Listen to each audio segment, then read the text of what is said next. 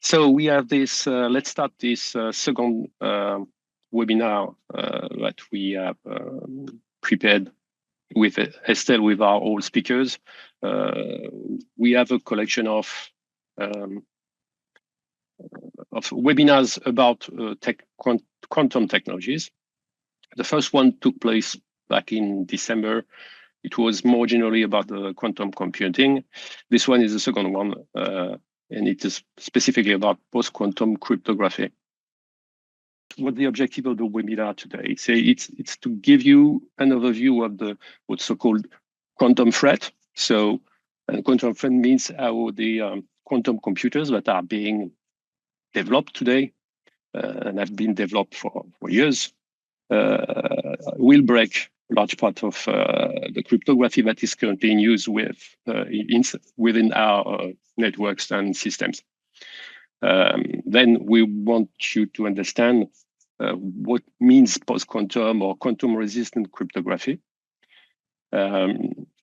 We wanted to try to figure out, to have a view of where the cybersecurity industry was on the roadmap, what was also the other industries that are the users of cybersecurity products. So on the roadmap to PQC, so research, standardization, implementation, down to product availability and migration approaches. And we wanted also to hear, because we are a bit more specific on payment today, want to hear about payment service providers that are how they are tackling the migration challenge. So the agenda is the following. So I just started introducing this. Then we will have Mike Ounsworth from Entrust and Nicolas Brulé from Entrust as well to talk about standardization and migration strategies, and also some view of the products on Entrust side. Then we will have Olivier from Idemia that will elaborate on quantum threat and the payment ecosystem. And finally, we'll have Guillaume from GIE Carte Bancaire to give a practical view, I would say, on the impact on payment system like the one of CB. Then finally, we'll have some, of course, questions that you can enter, that you can write down in the chat. And we'll try to give some to sum up with some key takeaways.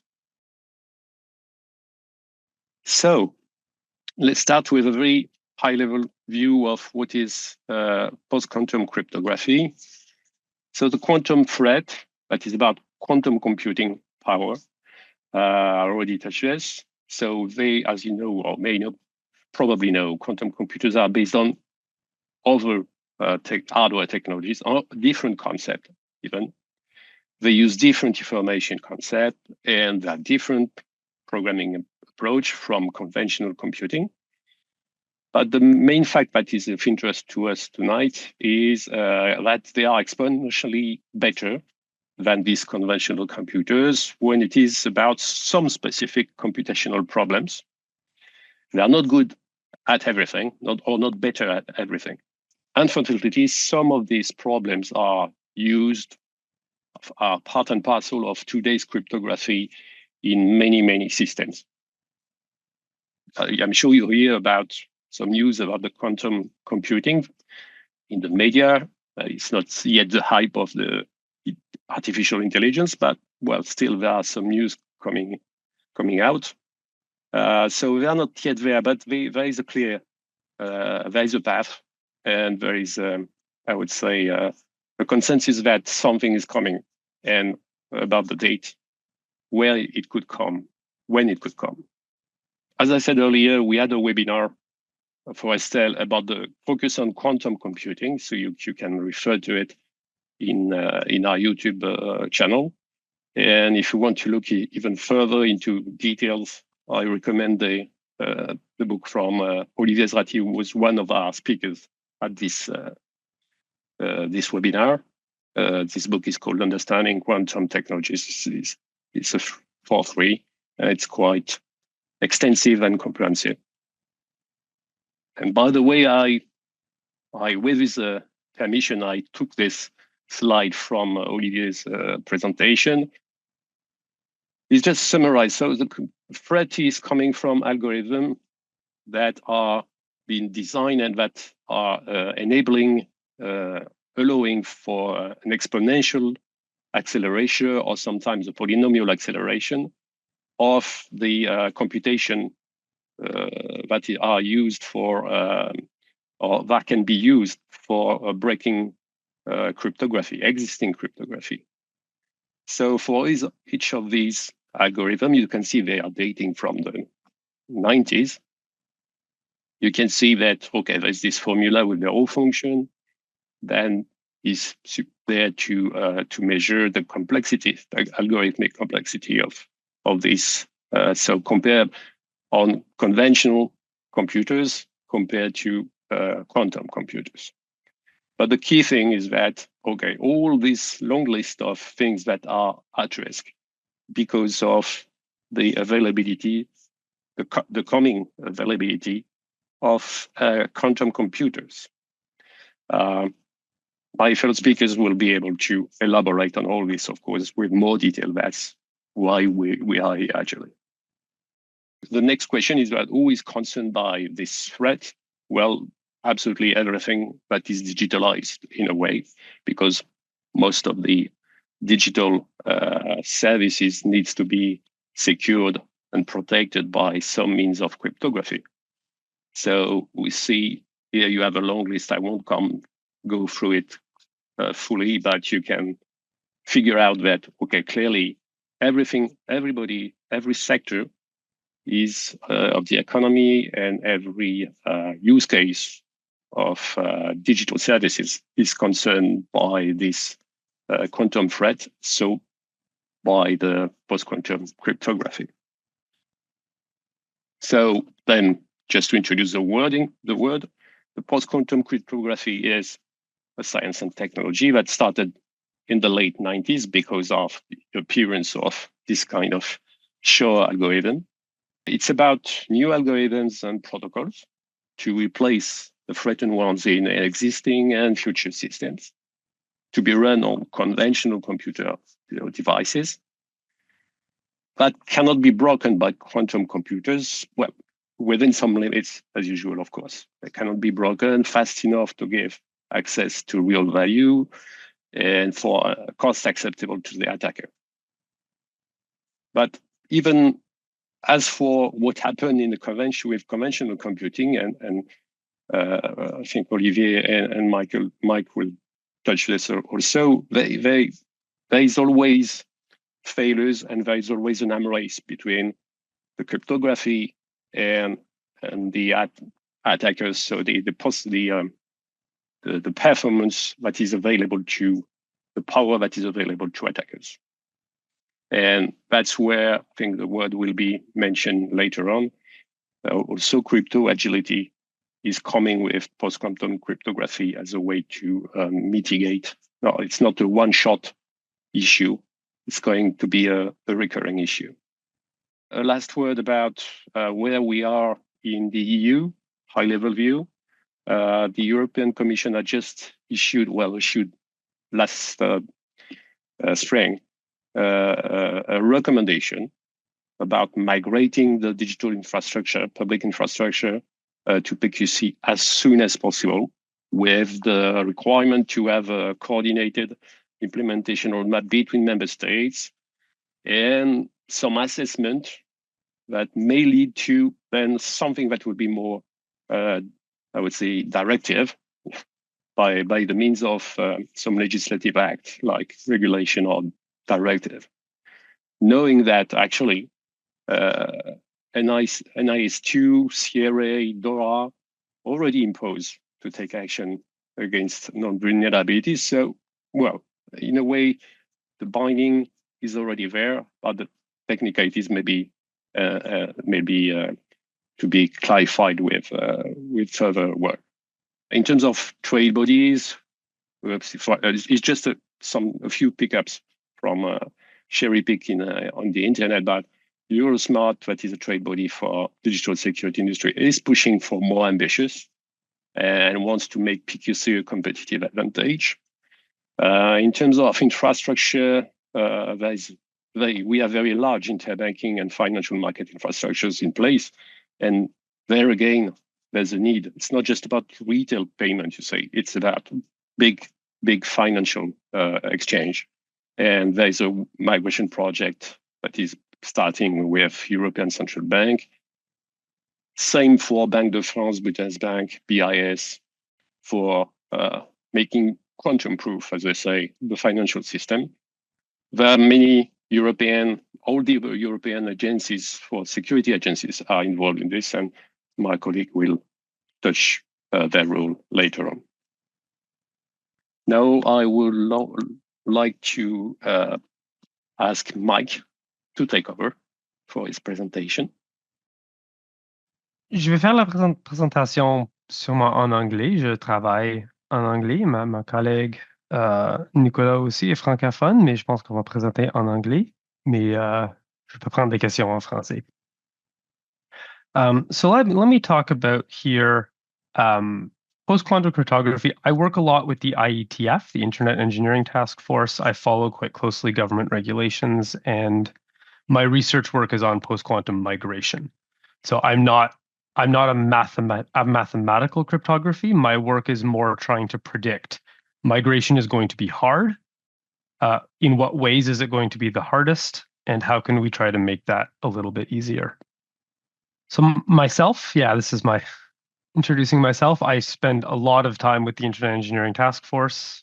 I spent a lot of time on application security. My day job is security testing, hands-on ethical hacking of Entrust products.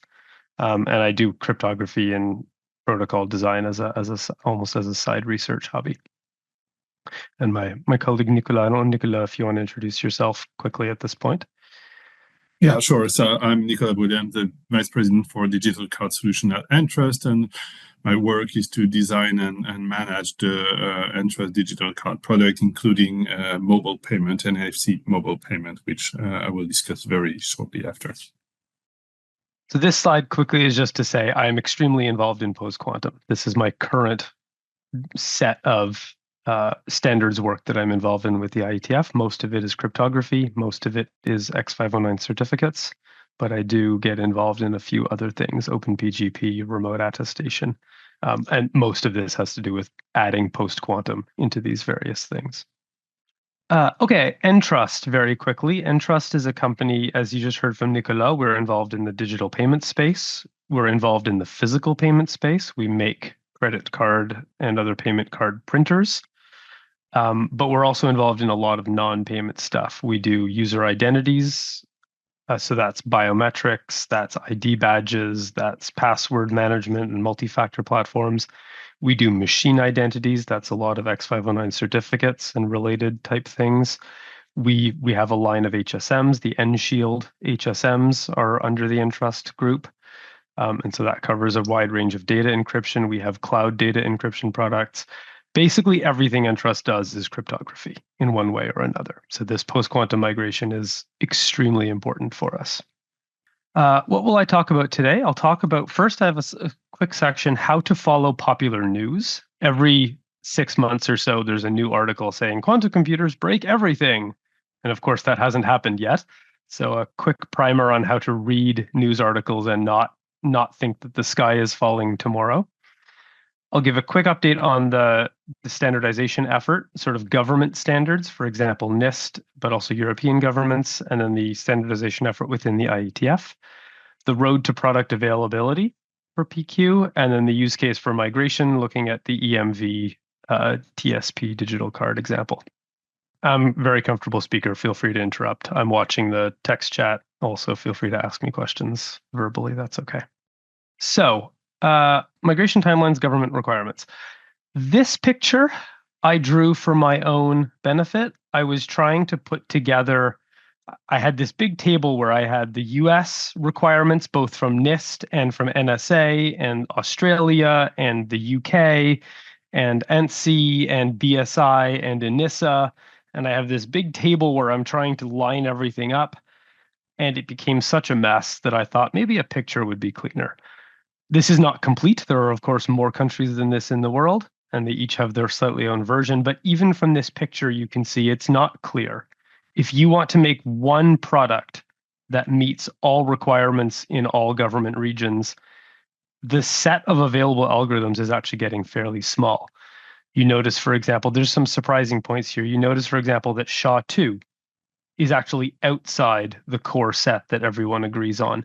AES-128 and AES-192 is outside the core set that most people agree on. SLH-DSA, the new hash-based digital signature, is actually not allowed by US and Australia. So already this picture has a few points that are a little bit surprising. And I'm sure as more governments release recommendations, this picture will only get more confusing. Timelines have a similar story. Some governments want you to begin the migration this year and end the migration by 2030. Other governments are giving you until 2035. This is a little less completely confusing, but also many governments have not released a timeline. The UK and Canada, for example, have released guidance, but they have not included a timeline. So this also is a little bit confusing. And so the takeaway here on government guidelines is there is great variance between governments. Some regions need to adopt PQC earlier than other regions. And it's also not currently clear if you can build a product that has one single cryptographic configuration and be able to sell that product everywhere on the planet. I mean, yeah, of course, not everywhere, but even of the regions that accept NIST crypto, it's not clear that you can meet all governments simultaneously. So you need to consider carefully what you want to build into your product and where you want to sell it. The other thing that's worth pointing out here is even when you look at governments, they give their guidance for different purposes. So BSI, ANSI, NCSC, so generally the German recommendations, along with the US NIST recommendations, these are guidance for the commercial sector. PCI, for example, tends to follow NIST. And so these are really guidance meant for the public. Whereas the US NSA guidance and the Australian guidance, this is guidance for the government for its own military systems and classified systems. So part of why this diagram is so confusing is because we're mixing together guidance which is intended for different purposes. The NSA guidance is extremely strict, but actually not meant for the public and not meant for the commercial sector. And I think sometimes that gets lost in these discussions. So we should really be looking at BSI, ANSI, NCSC, and NIST for guidance about commercial products. Also, I'm Canadian myself, but I know that ETSI regulates a lot of European telecommunications. They tend to follow EU. So I don't know exactly, I don't follow ETSI close enough to know if they have released recommendations, but I would expect them to be more in line with BSI, ANSI, and ENISA, and probably less in line with the US and Australia. Okay, so that's governments. That's regulations. This is going to be confusing for people who make hardware products. I feel sorry for you. I think this is going to be a difficult few years. Let's talk about news stories. And again, feel free to interrupt with any questions, please. How can we be sure that the new post-quantum algorithms running on conventional computers will be efficient against algorithms running on computers that aren't? Yes. Okay, perfect. I'll get to that question later. I do have some slides, and I believe some of my co-presenters also have some slides on this. The very short answer, though, is we have known at least since the 1990s, at least for 30 years, and probably already for 60 years, what a quantum computer can and cannot do. I mean, quantum physics is a very narrow branch of physics. It deals with things that are waves. And so we know with fairly good accuracy things that quantum computers will be bad at. They are not better. I like to think of your laptop has a CPU, but it also has a GPU. The GPU does graphics. A GPU is very bad at calculating pi. You cannot give a GPU the problem of computing pi to 1,000,000 decimal places. It will actually be much slower than a CPU. And the same is true with quantum computers. They are very good at a very small type of problem. And so we can design cryptography, which is outside that small type of problem, and therefore quantum computers do not give you any benefit. But I believe someone has slides on this later. Okay, media hype. So here's an article from October. Chinese researchers break RSA encryption with a quantum computer. This was October, and everybody panicked. Oh my God, it's here, it's real, it's now. Hold on, slow down. It's not real, it's not here. And I think for this article, Professor David Zhao, Canadian cryptographer, he had a really nice response to this article. And his response was to say that the way that researchers use the word break is very different than the way the general public uses the word break. And so his example was, if I say, I broke the lock on your garden shed, most people will think, oh no, you're inside my garden shed. All my stuff is gone.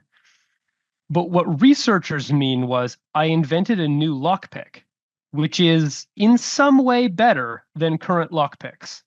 And look, I can use my lockpick on a toy version of your lock. I took your lock and I made it smaller so it's easier to pick. And look, I can demonstrate the technique of my lockpick. Does that mean this lockpick will work on a real commercial lock?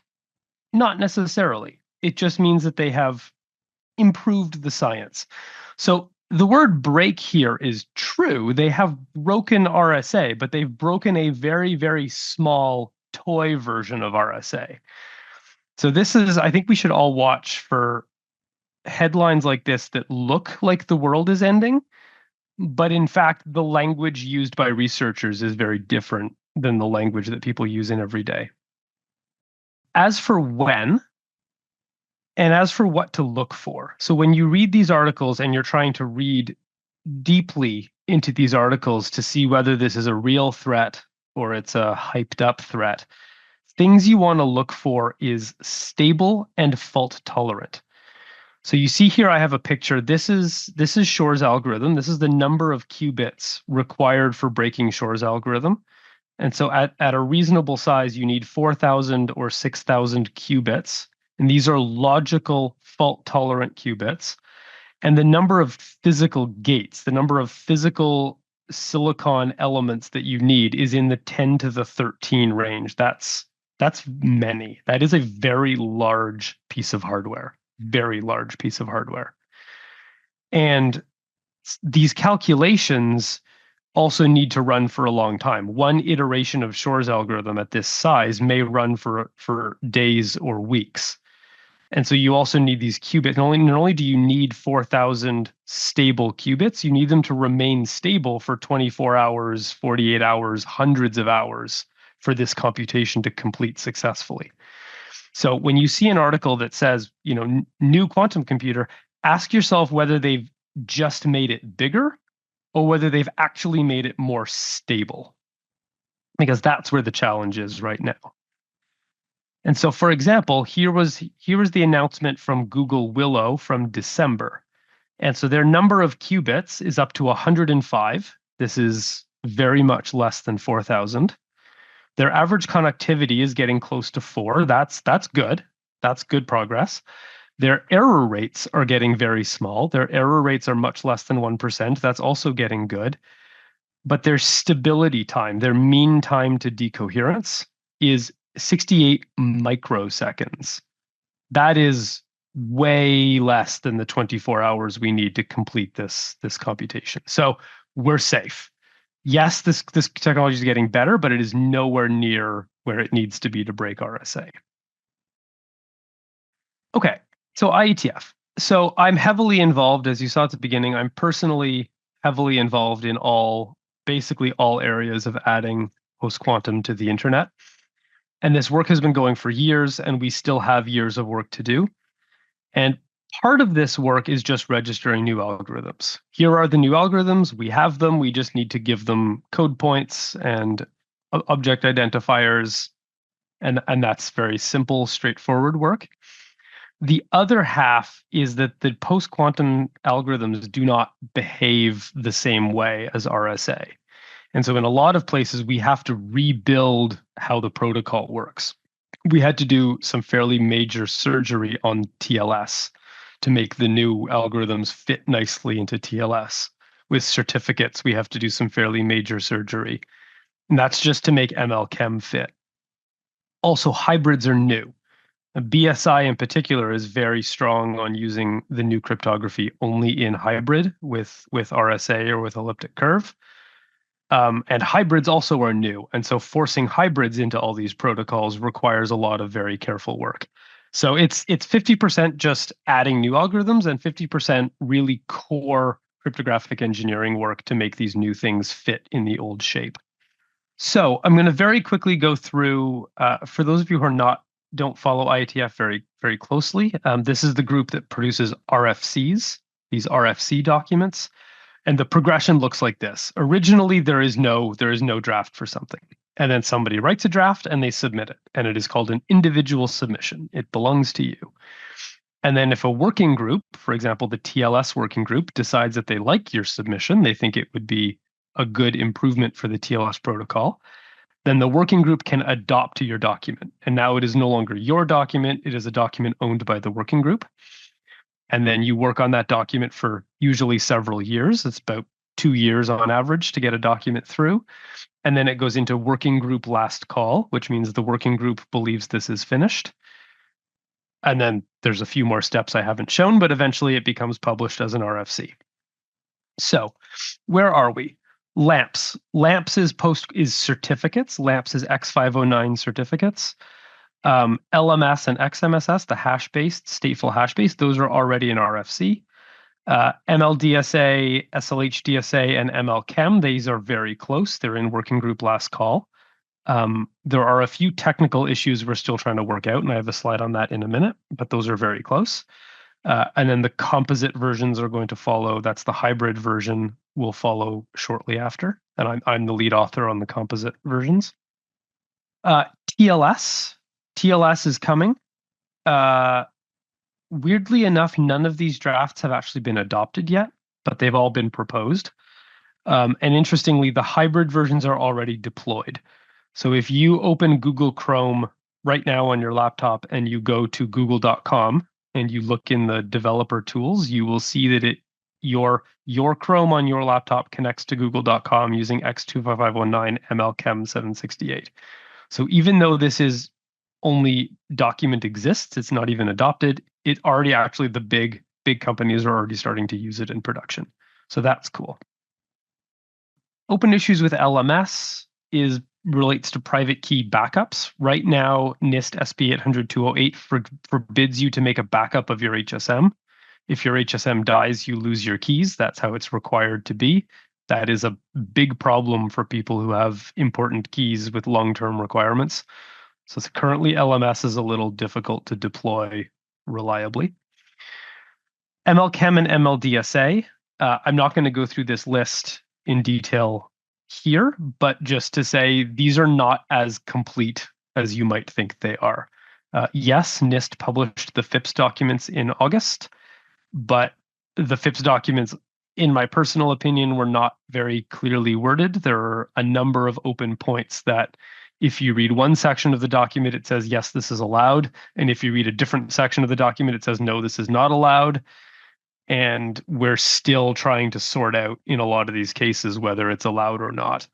And this is unfortunately delaying the deployment of these algorithms because we don't actually know what you're allowed to. And some people have tried to build these into hardware products and they've taken them to get certified, and NIST has said, no, you can't do this.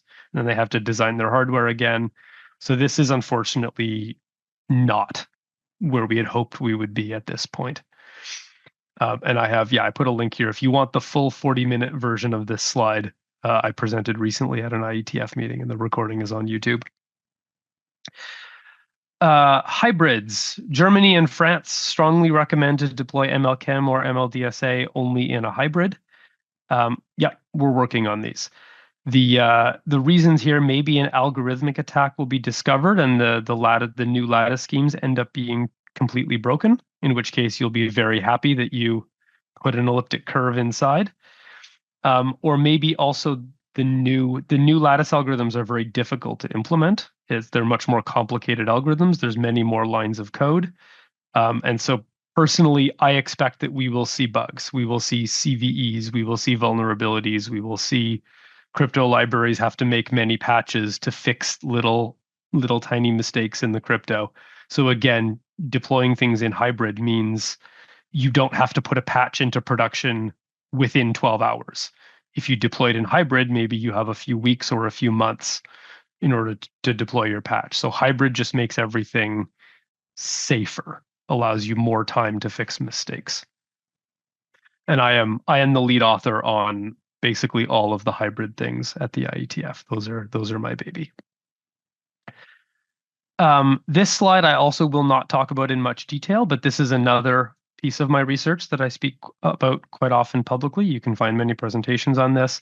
This is how do you migrate X509 certificates. And if you have a complex environment where you cannot upgrade everything at the same time, you will have some number of years where old systems need to talk to new systems, and the old systems are still using old RSA, and the new systems understand post-quantum, but of course they also understand RSA. There's a toolbox. I call this a toolbox of different tricks you can do to make that smooth, but also make it secure. Sort of addressing the downgrade attacks, addressing upgrading in stages. So this is a whole bag of tricks that makes migration easier. Very deep technical tricks for certificates. So that brings us to the end of the IETF section. The summary is basically this is moving, but it's not there yet. And 6 months after the FIP standards, we expected this would be in better shape, but we're discovering more bugs in the FIP standards than we had anticipated, and so things are moving slowly. Okay, do I have a PQC ecosystem glossary, like a list of words? Sort of. I will send you a document that the IETF is working on. I'll put it in chat after I finish presenting. There's a document the IETF is writing called PQC for Engineers, which I'm an author on, and it's attempting to lay out all of this in a little bit simpler language. So I'll put a link to that document into the chat after I hand over to the next speaker. It has a fairly good glossary in it. Okay, product availability. I also lead, in addition to all the standards work I do, I also lead a hackathon team at the IETF. And so you can see here we have several companies that participate in our hackathon. We meet 6 times per year. Bouncy Castle, CHT is a telecom out of Taiwan, DigiCert, CryptoNext is a cryptography company out of Paris, Entrust. We have a number of companies that participate. This is not the full list. And 6 times a year we get together and we see if we can read each other's post-quantum data. So make sure our implementations of all the drafts, all this work in progress standards are staying in lockstep. So this has been extremely helpful in making sure that all the vendors are compatible with each other. I can also talk specifically about Entrust. So Entrust products here, we can talk about TLS certificates, X509 certificates. We can also talk about hardware, like our Enshield HSM. Within PKI, we have already launched our PKI as a service, fully supporting post-quantum, the draft algorithms. That was a year ago, January of 2024. We fully support post-quantum in production. Of course, we're continuing to update that as the standards evolve. So this was a pre-standards, but it is moving. Right now, we're in the last touches of the PQC PKI as a service NIST update. So within the next month or two, we will get the support for the final FIPS versions of the NIST algorithms into our PKI as a service. And then our on-premise PKI is coming shortly thereafter. The first update this year, and then next update next year. On the hardware, on the Enshield HSM front, it's a similar sort of story. We have supported a beta version of post-quantum SDK for many years already.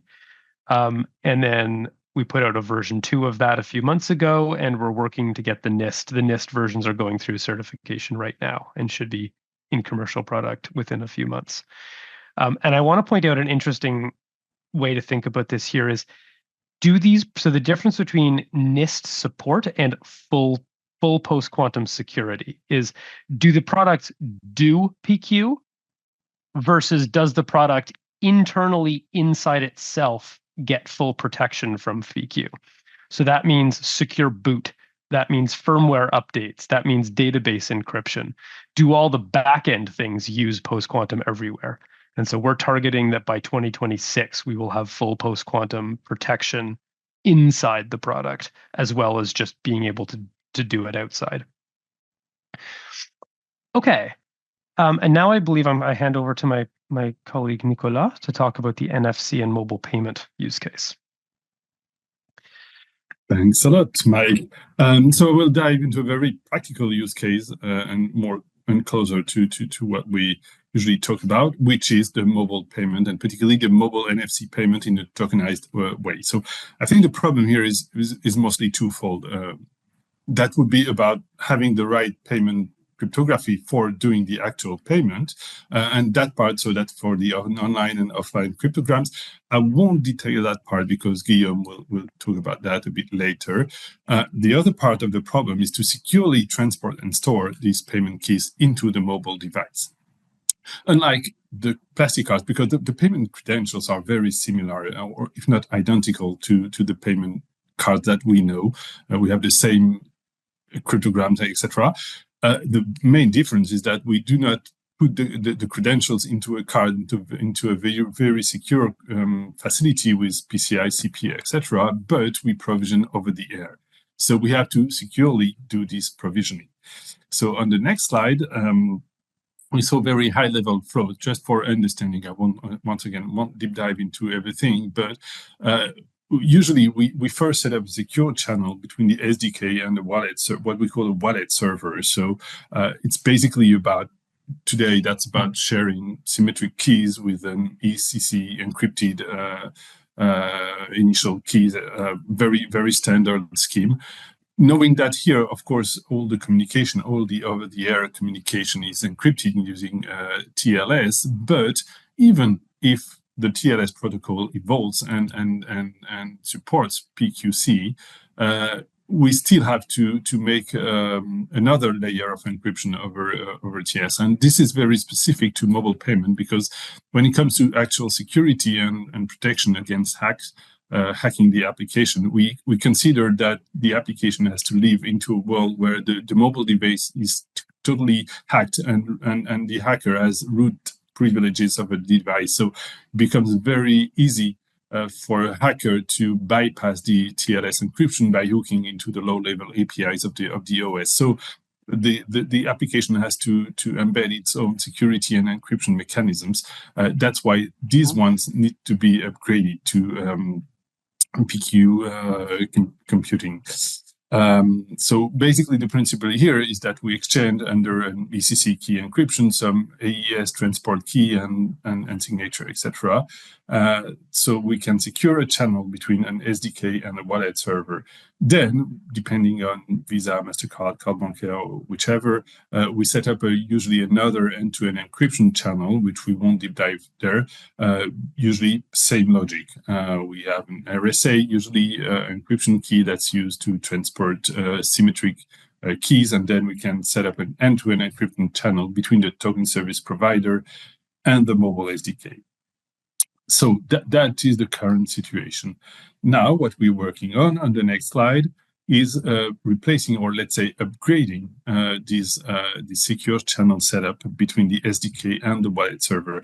And this is the most important part of the security, because this is going over open networks. That's over the air, so that's over the internet.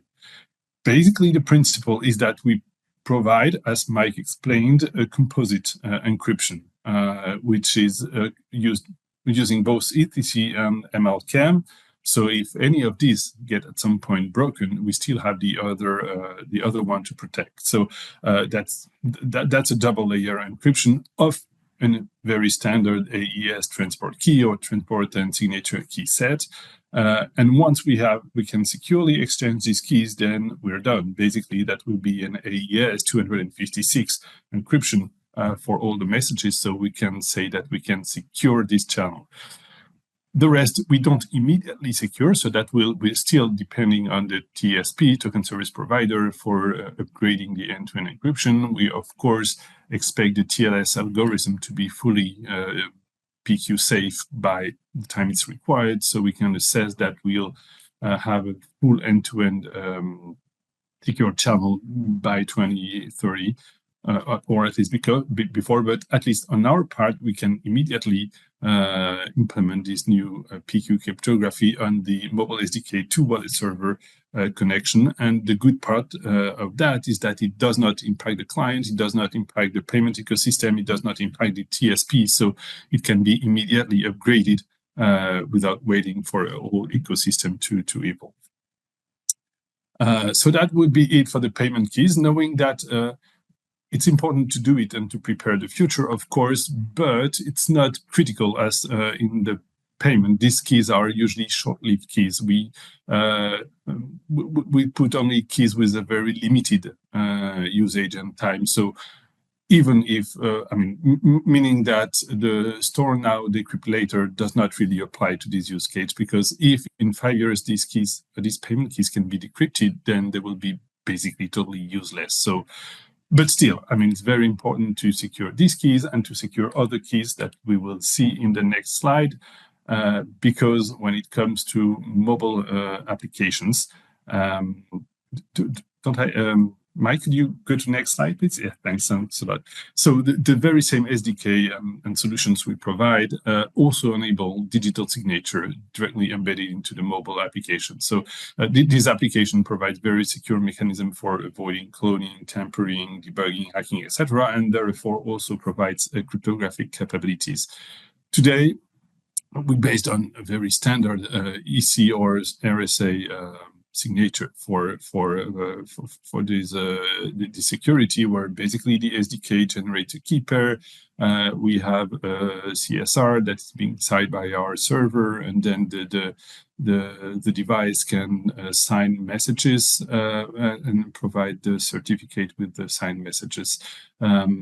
Here again, we are implementing a composite implementation where basically, and if you have more technical questions, of course, you can ask them to Mike. But here, the principle is that we're providing both an MLDSA and an ECC signature over the message. So our clients can immediately, can continue checking the ECC signature, but they can also start checking the MLDSA, but also store the MLDSA to avoid any cases where in 5 years someone can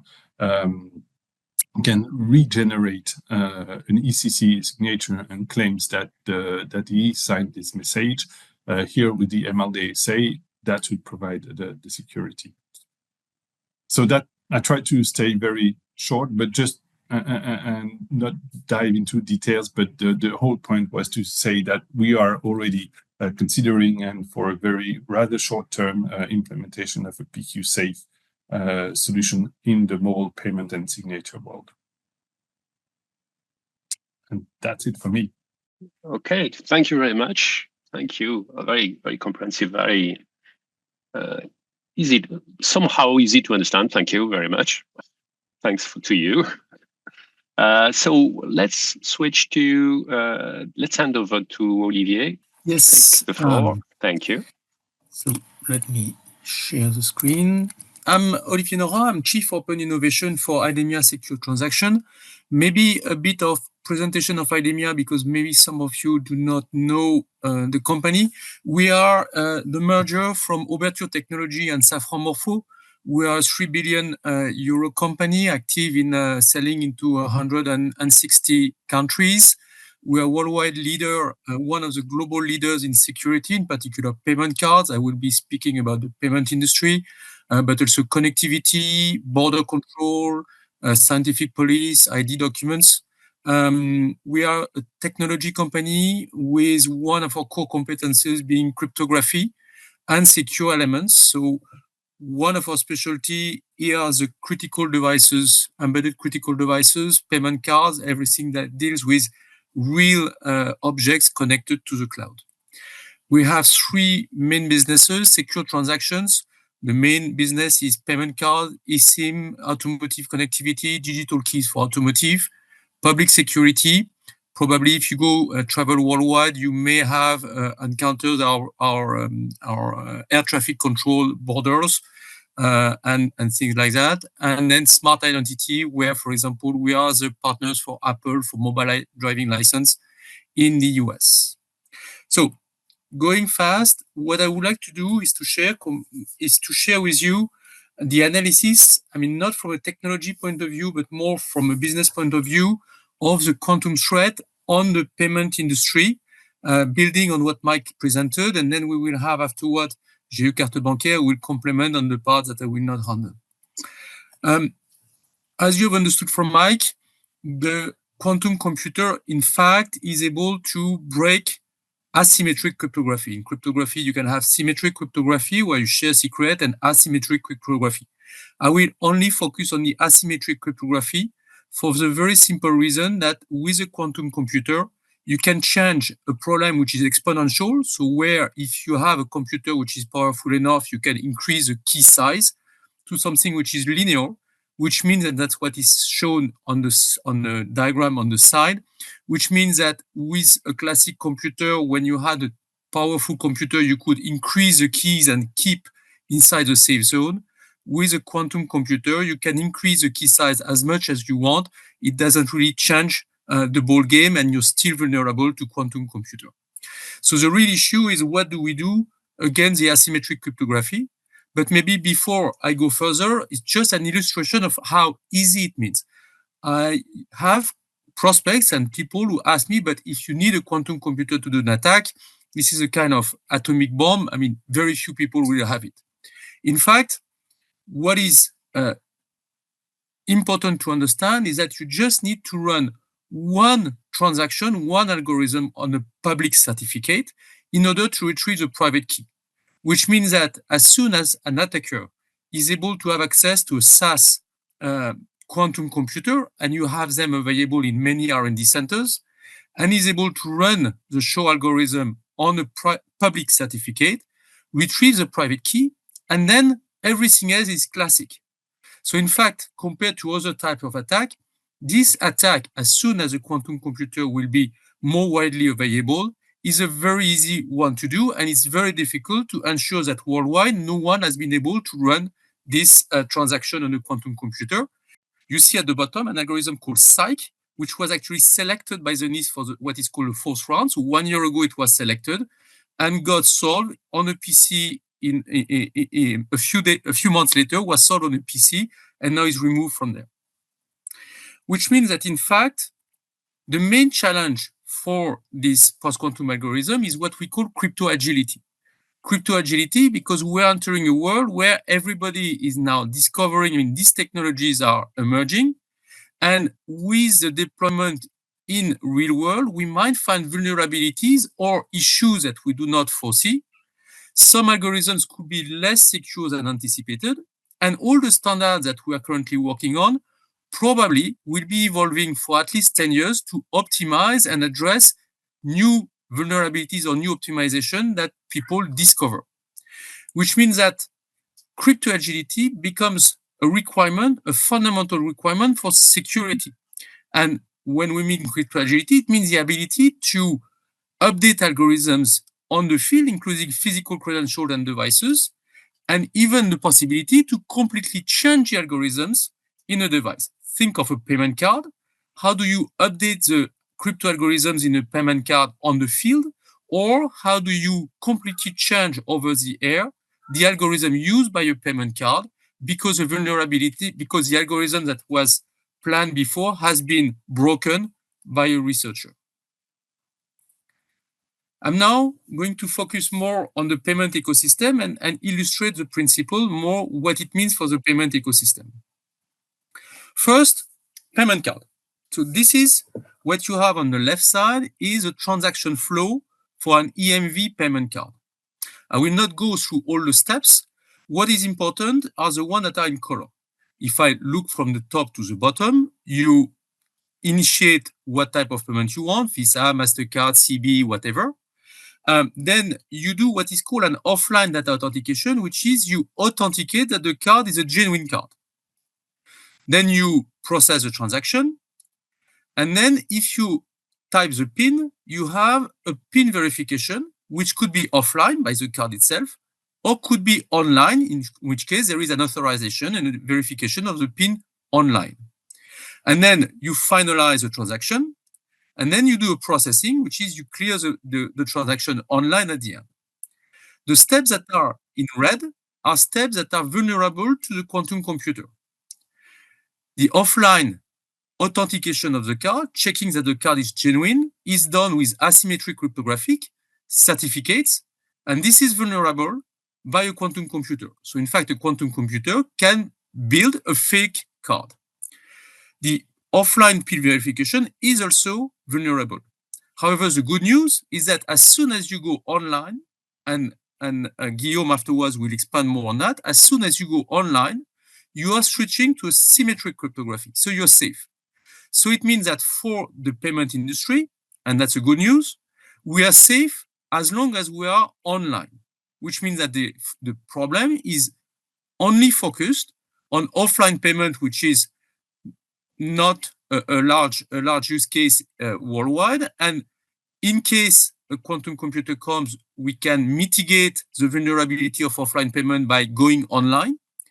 And there is an issue on the open loop transit, because for speed reasons at the gate, the open loop transit, so the ability to use your payment card in metro, in subways, is done only by checking that the card is a genuine card and then processing this data in the back office. Which means that, for example, for open loop transit, with a quantum computer, it is possible to build a yes card that would allow somebody to travel for free in a transit environment. What it means in terms of large-scale attacks. On the online banking card, for offline, you can do face card, but you can also attack the point of sales terminal. I forgot this one. I was focusing in the previous one on the transaction between the card and the terminal, but you also have the terminal management system, so you can also install in the terminal using software update or using the terminal management system, malware or solutions that would compromise the terminal. So you can have, in case of an offline banking payment card, you can have an attack which can do fake card, you can do PIN or PAN skimming. In fact, you can have an impact on the confidence that people have in the payment cards. This scenario, hopefully, is not a very, very probable one, because all, and Guillaume afterward will present, all the national schemes and the international schemes are planning for mitigation going online if a quantum computer becomes available. On the open loop transit, however, it's more difficult, because it's difficult to go online still maintaining the flow at the gate. And so the risk is to have a fake card, a yes card, being sold on the dark internet and allowing people to massively fraud on the open loop transit. And here the issue is more important, because to change the card and shift to quantum technology, we will see in the next slide, there is a need to modify the readers and the card, because the current devices are not able to process quantum technology fast enough. We have done in December 22, it has been presented to the 4th conference of NIST in December, an implementation of a quantum safe transaction with a real card, so a payment card, and a reader. And you have here the results of the measurement. The payment card is not an accelerated one, so it's a current payment card with a reader. And what you see here is that the timing, usually a card processes in 300 milliseconds. We are going up to let's see, in contactless transactions, we are going up to 1.5 seconds. Plus, you have to add here, the terminal processing time, so it's 400 milliseconds more. So 1.8 milliseconds, 1.8 seconds instead of 300 milliseconds for a card. We are in the process of releasing new cards that are heavily accelerated in terms of post-quantum. However, what you see here is that the main bottleneck is the communication, because certificates for post-quantum are 20 to 40 times larger than normal certificates. So you are starting to have an issue on the bandwidth between the card and the reader. And the other problem you see here is that the current hardware, to be able to address that communication problem, you have to redesign the standard and the hardware, both for the card and for the terminal. And these are things we are working on in order to start looking at solutions in order to migrate to a quantum safe world and still maintain the user experience that people are used to. Second domain, after the EMV card, we are going for mobile banking. We're also working on mobile banking, and in the mobile banking, we identified at least 3 main issues in the acceptance. The first one, the mobile app user authentication. When you're using your in-app validation, for example, for 3D Secure, in fact, you are using the phone biometry, but you're also using, and for example, in our solution, you're also using a cryptographic fingerprint of your smartphone, demonstrating that it's not another smartphone, identifying your smartphone and making sure that your smartphone remains the same. It can be based on FIDO, it can be based on other proprietary solutions. All these are compromised with a quantum computer, which means that in fact, the first vulnerability in the mobile banking area is the mobile app user authentication. And that's the reason why, for example, FIDO is working on post-quantum migration of the FIDO protocol, and we are working on migrating our fingerprint, digital fingerprint for the smartphone to post-quantum. Now, the second topic is instant payment. Instant payment is also vulnerable. The complexity with instant payment is that not only you have to redesign the protocol, the instant payment protocol, to make it quantum safe, but in fact, you have a lot of actors. You have all the wallets and the banks that needs to migrate all together. And then you also need to manage the crypto agility of the ecosystem. And instant payment or open banking have a complexity not due to the protocols themselves. Yeah, ETF will work on the protocols, and in fact, they are not too difficult flows. The complexity is if you have a weak point in the ecosystem, that's where the fraud will focus on. So how do you make sure that moving to post-quantum cryptography, your open banking or your instant payment ecosystem will remain interoperable, will remain crypto agile? How do you manage crypto agility so that everybody is moving and patching vulnerabilities at the same time?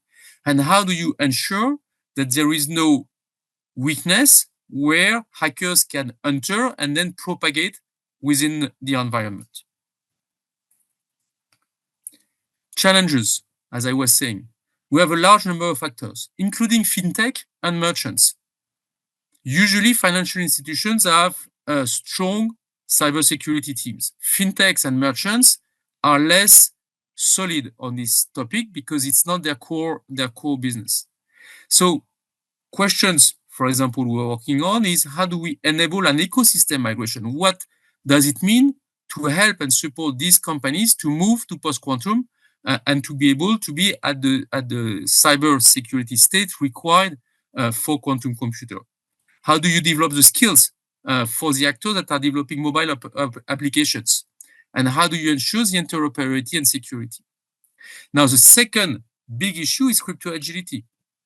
How do we manage, as an industry, the crypto agility? How do we make sure that it's done in a coherent and managed way and not led to, and make sure that every new known vulnerability gets addressed? And if we have a need to change cryptography family, how do we orchestrate that so that the change happens quickly, but in a way which allows each actor to do it safely with no business interruption? I'm at the end of my presentation, so if you have any question.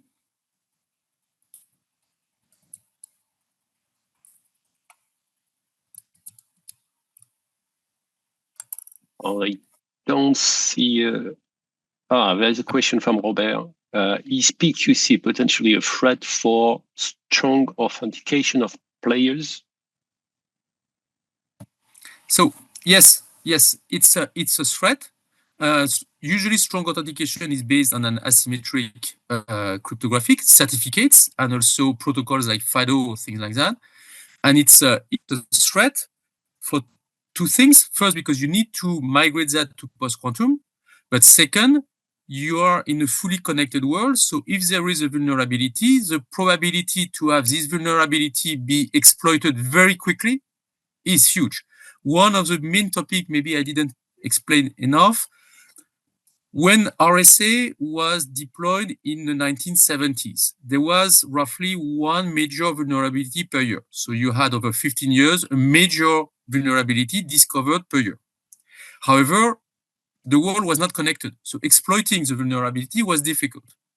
In an ultra-connected world, as soon as there is a vulnerability, you need to act very, very quickly because otherwise hackers will exploit it very quickly. Everybody's connected. So if you have a vulnerability, it will be exploited rapidly. And we see that on the traditional cybersecurity place. So for strong authentication, this is vulnerable. We'll have we'll have implementation on the mobile to address that. Any vulnerability here will need to be updated very, very quickly. Okay. Merci, Olivier. There's another question Any coming timeline? up. Yeah. Yeah. I used to explain on the difficulty, the threads that I presented to you are threads, what we call authentication threads. So you need to have a quantum computer available in order to exploit them. So we are not on a harvest now, decrypt later type of threats where you store data and then read them later. There is no risk until the quantum computer is available. The trouble is how long and how easy is it to migrate a complex environment to be quantum safe?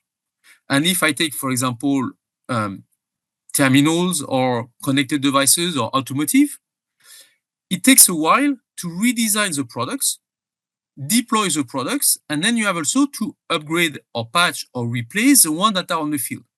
So in fact, even though the horizon for the quantum computer seems far, in terms of product development, research, interoperability, it's quite short, and the timeline is in fact to start now, and most companies we're working with are starting now. One of the questions I usually have is, but how can we start now if the standards are not ready? And we've seen with MINES that people are working on the standards, so the standards are not ready. However, the good news is that you have this concept of crypto agility, which is the most difficult. And with crypto agility, you can start working now on standards that are not fully stable. And by the way, they will never be fully stable because they will always be upgraded. And through crypto agility, download the latest standards when you want to actually do the migration. So crypto agility is in fact an advantage that our clients are using, saying I can work and start working now on my product roadmaps, now on my solutioning, now on my skills and preparing for the migration, because I need to implement crypto agility, and this crypto agility implementation makes that when I will really migrate, I will be able to update to the latest standards. Okay, thank you, Olivier. Maybe we can, there's still one of the questions, I think, coming from Jean-Luc Dimano. Maybe we can keep it for the end of the session, and we ask Guillaume to take over to get the floor from now. Merci Christian déjà pour l'invitation. Merci à l'EESTEL. Donc, je vais vous parler des impacts de l'informatique quantique donc sur le système CB. Donc, en premier lieu, je vais déjà me présenter. Donc, je suis Guillaume Dabosville, expert sécurité au sein du groupement des cartes bancaires. Mes activités principales tournent autour de la sécurité des cartes bancaires face notamment aux attaques dites physiques, donc soit par analyse de consommation de courant, soit par attaque par injection de faute, typiquement à l'aide d'un laser. Et je m'occupe également des migrations cryptographiques, on va dire, majeures de notre écosystème. J'ai par exemple mené la migration de notre cœur de réseau interbancaire, l'IRSB, pour ceux qui connaissent, et je reviendrai dessus de toute façon tout à l'heure. Donc, c'est un projet qui nous a occupé de juin 2020 à avril 2024. Donc pour migrer notre cher IRSB vers l'AES. Et donc plus généralement, j'interviens de manière assez transverse sur les différents projets lorsqu'un avis en cryptographie est demandé et nécessaire. Parallèlement à mes attributions internes, donc je participe à un certain nombre d'organes de standardisation. Je donne quelques exemples. Par exemple, le GIAS, qui regroupe un certain nombre d'experts internationaux autour des évaluations sécuritaires sur les cartes. Je participe aussi au sous-comité sécurité du Technical Committee 68 qui s'occupe des services financiers, donc pour la maintenance de certaines normes internationales. Et CB est associate MVCO et affiliate member de PCI, donc ce sont des standards qu'on utilise abondamment.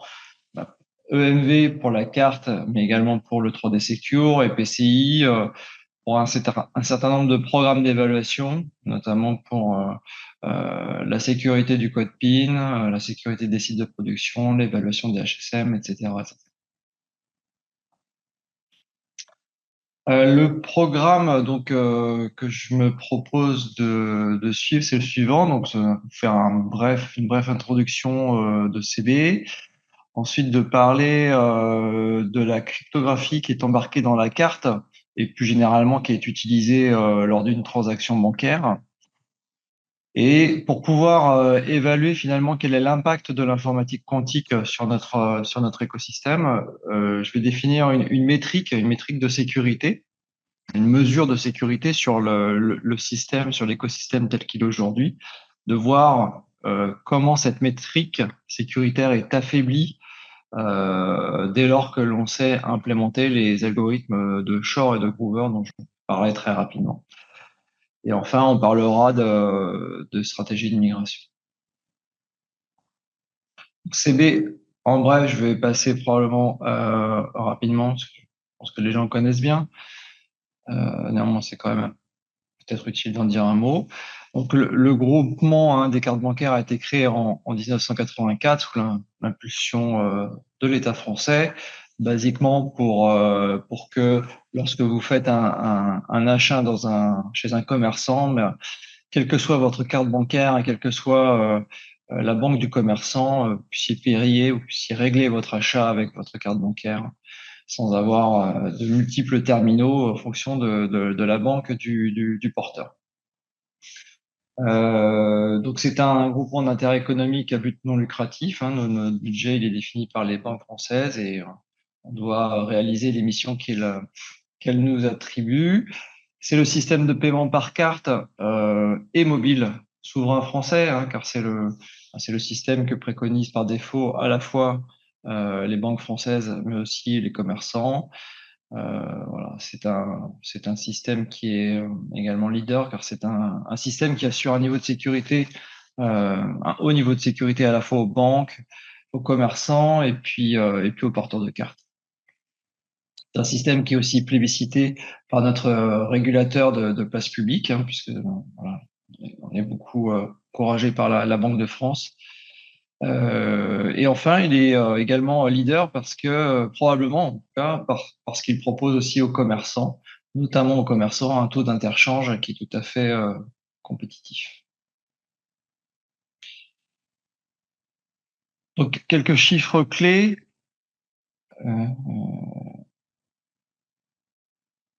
Ah oui, les principales missions de CB, donc définir les règles, les référentiels fonctionnels et sécuritaires interbancaires, assurer la sécurité des transactions et développer des parcours de paiement innovants. Bon, j'en ai déjà un peu parlé dans le slide précédent, je passe vite, je vais pas passer toute ma présentation sur vous présenter CB.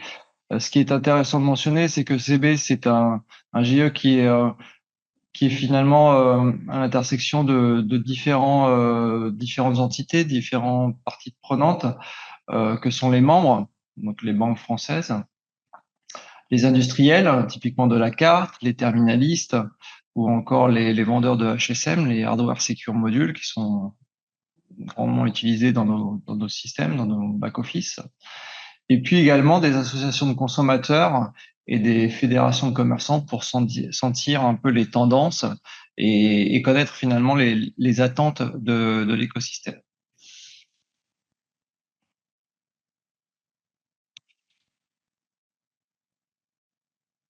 Oui, bon, les chiffres, de toute façon, vous aurez les slides, donc vous pourrez les regarder tranquillement. Alors, rentrons dans le vif du sujet, le sujet qui nous intéresse, donc l'impact de l'informatique quantique sur le paiement.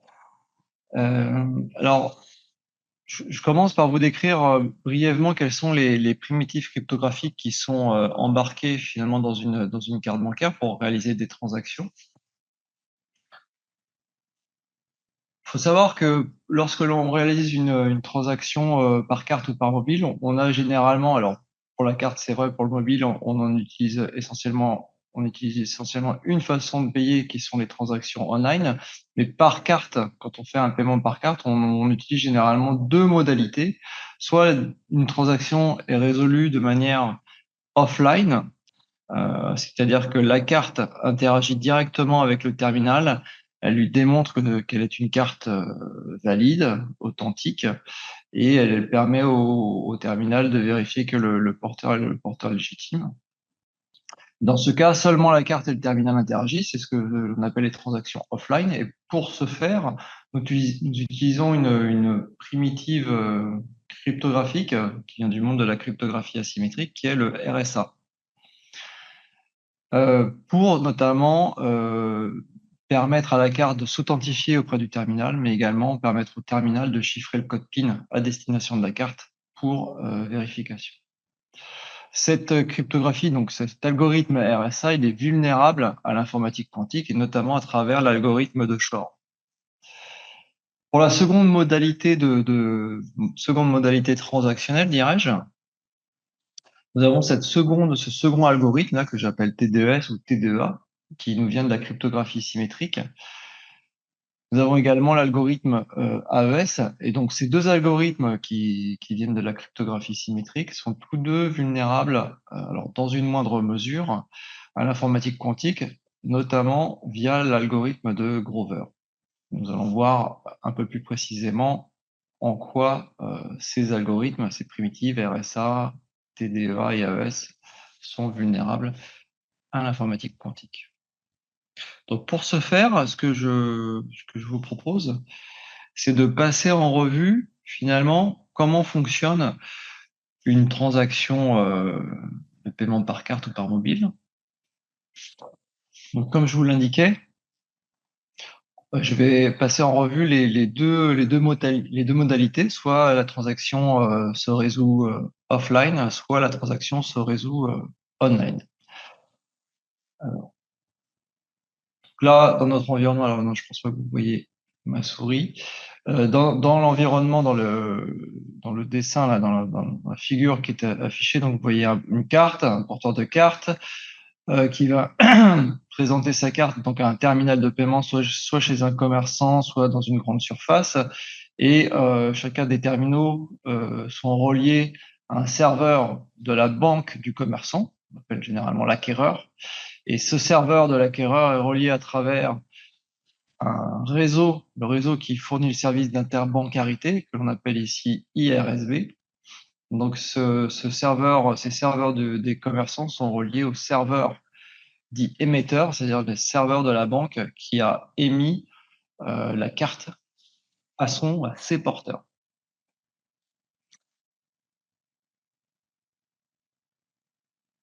Lorsque l'on réalise une transaction dite offline, eh bien, la carte va interagir, comme je le disais en introduction, avec le terminal, et uniquement avec le terminal, en tout cas dans la partie transactionnelle. Et cette interaction, elle est régie par un protocole qui est standardisé par EMV. Et pour permettre la réalisation d'une transaction offline, on utilise essentiellement les deux primitives que je mentionnais, donc le RSA et le TDEA. Le RSA essentiellement pour authentifier la carte auprès du terminal, mais également pour recevoir le PIN chiffré par le terminal à destination de la carte, pour que la carte puisse vérifier que c'est bien le porteur légitime qui est en train d'utiliser la carte, et ainsi que le TDEA, même si le cryptogramme issu du calcul qui implique le TDEA n'est pas visé, n'est pas vérifié par le terminal, il est utilisé ultérieurement lors d'une phase qu'on appelle de TD collect. Mais en tout cas, voilà, cet échange s'appuie sur ces deux primitives. Pour ce qui est d'une transaction online, les interactions entre la carte et le terminal ne vont pas suffire. Alors, elles existent toujours, ces interactions. Une transaction online fait interagir les deux éléments carte et terminaux, toujours selon le protocole défini par la spécification EMV. Mais la transaction online a pour vocation à partir justement en autorisation. Et pour cela, le terminal va, en plus de la demande d'autorisation qui provient de la carte et remise au terminal, ce même terminal va demander au porteur de la carte de saisir son code confidentiel. Et c'est le terminal qui va chiffrer le code confidentiel avec une clé qui aura été mise soit au moment de sa fabrication, de sa personnalisation, soit remise, soit provisionnée plus tard lorsque le terminal aura déjà été mis sur le terrain via une solution de ce qu'on appelle remote key loading. Cette demande d'autorisation va partir conjointement avec le code confidentiel chiffré à destination du serveur de la banque du commerçant. Ce lien de communication, généralement, il est sécurisé par un protocole qui s'appelle TLS, pour Transport Layer Security, qui, en tout cas, de la manière dont il est instancié chez nous, utilise à son tour deux primitives cryptographiques, qui sont le RSA et l'AES. Une fois que ce serveur de la banque du commerçant reçoit donc la demande d'autorisation et le PIN chiffré, eh bien, il va transmettre cette demande d'autorisation à travers le réseau IRSB à la banque du porteur de la carte, le fameux serveur émetteur. Cette communication entre le serveur du commerçant et le serveur de la banque émettrice, elle est régie par un protocole qui s'appelle CBE pour carte bancaire acquéreur-émetteur.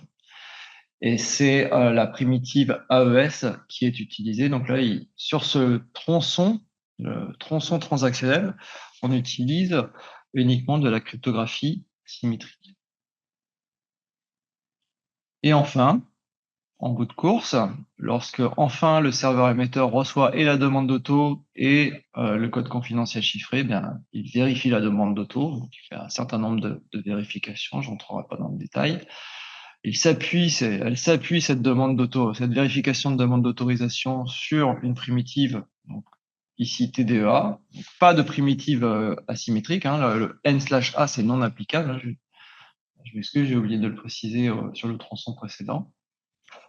Tandis que la vérification du code confidentiel s'appuie sur la primitive AES. Je peux faire un break ici s'il y a des questions, s'il y a besoin de préciser des choses ou s'il y a des remarques avant d'aller plus loin. Je ne sais pas sur le chat s'il y a des questions.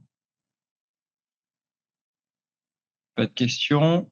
Donc, je continue. Donc, là, l'objectif, c'est de vous montrer l'impact de l'informatique quantique sur notre système. Donc, ce que je souhaite faire maintenant, c'est de définir une métrique sur chacun de ces tronçons, quelque part d'attribuer une note finalement à chacun de ces tronçons, de voir finalement l'impact de l'informatique quantique, comment l'informatique quantique fait baisser cette note, entre guillemets.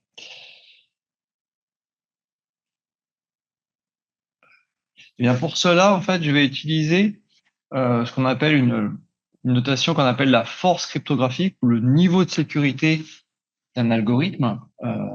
Alors, soit un algorithme asymétrique, soit un algorithme symétrique. Donc, vous voyez en haut à droite un couple d'indices I1, I2 que je vais reporter sur mon schéma. Donc, typiquement, en bas à gauche, en dessous de l'interaction entre la carte et le terminal au niveau du standard EMV. Donc, vous voyez que vous avez RSA et TDEA. Donc, j'attribue la note de 112 par valeur inférieure sur le RSA. En fait, on n'atteint pas vraiment la note de 112, mais peu importe. Et tandis que j'attribue la note de 112 à l'algorithme TDEA. Alors, la note de 112, c'est la force cryptographique, hein, c'est le nombre de, c'est l'entropie en fait, c'est la taille de la recherche exhaustive qu'un attaquant devrait mener pour casser l'algorithme, enfin la primitive cryptographique en question. Donc, moralement, c'est une note. Et une note, on va dire, correcte aujourd'hui, une note à l'état de l'art, c'est une note de 128. Donc, vous voyez que sur le tronçon EMV, on est légèrement en dessous, voilà, on n'a pas la moyenne. Mais ceci est compensé par le fait que le standard EMV utilise un schéma de dérivation de clés qui fait que on n'est pas vraiment menacé par le fait que l'on n'utilise pas une force cryptographique de 128. Mais peu importe, je ne veux pas rentrer dans les détails.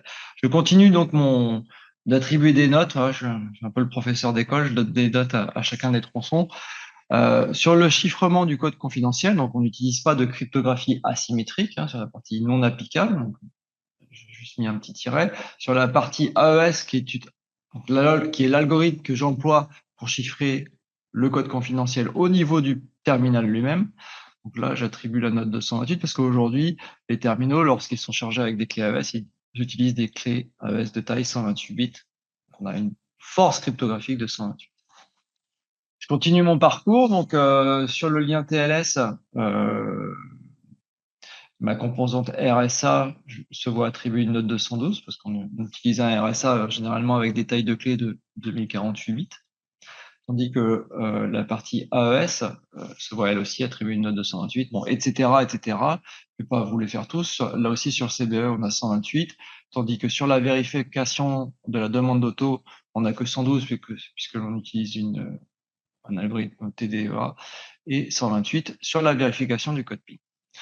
Voilà les métriques que je souhaitais mettre en place. Donc, ce sont des notes, en tout cas pour ceux qui connaissent pas tout à fait la cryptographie, peu importe, ce sont des notes. Et ce qui est intéressant de voir maintenant, c'est comment ces notes sont-elles affectées par l'avènement de l'informatique quantique et en particulier par l'avènement des deux enfants terribles de l'informatique quantique que sont Shor, l'algorithme de Shor et l'algorithme de Grover.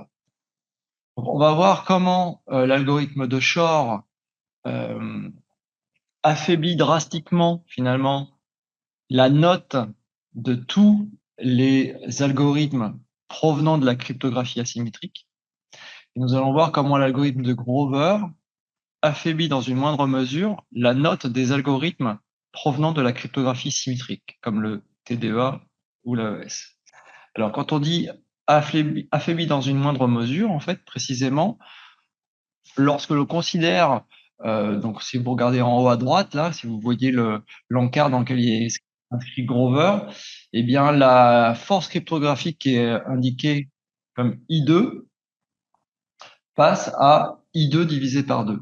Donc, c'est pour ça que si l'on reprend notre parcours transactionnel, vous voyez que sur le lien EMV, le RSA se voit attribuer la note de 0 puisque on perd totalement toute sécurité sur ce tronçon-là puisque l'algorithme de Shor met à mal cet algorithme qui provient du monde asymétrique, tandis que le TDA voit sa note divisée par 2, donc on passe de 112 à 56.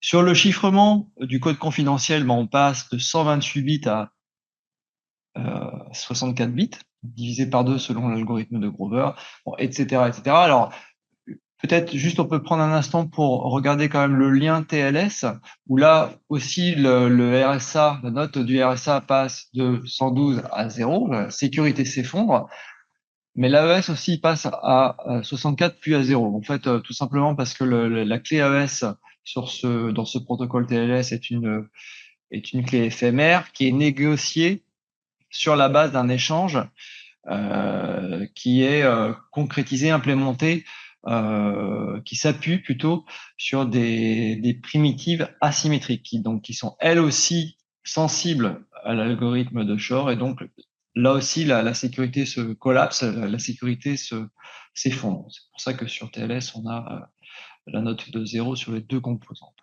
Et enfin sur CBAE, on retrouve notre 64 bits de sécurité, la vérification d'auto 56 bits et la vérification du code confidentiel 64 bits. Donc voilà, de manière un peu plus concrète, peut-être pour vous, ce qui pourrait être l'impact de l'informatique quantique sur, alors pas uniquement sur le schéma, le système de paiement CB, hein, sur tout système de paiement, qu'il soit CB ou en dehors de la France. Hein.